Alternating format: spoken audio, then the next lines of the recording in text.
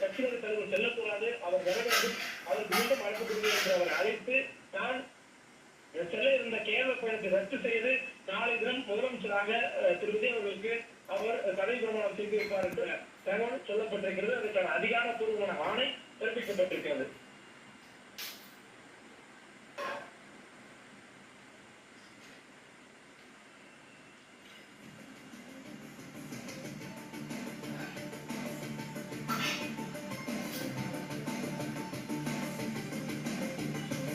விஜயை ஆட்சி அமைக்க அதிகாரப்பூர்வமாக ஆளுநர் அழைப்பு விடுத்திருக்கிறார். இந்நிலையில் நாளை காலை பதவியேற்பு விழாவானது நேரு உள் விளையாட்டு அரங்கத்தில் நடைபெற இருக்கிறது. இது குறித்த மேலும் விவரங்களை செய்தியாளர் மாணிக்கம் தொடர்ந்து வழங்க கேட்கலாம். மாணிக்கம், விவரங்களை சொல்லுங்கள்.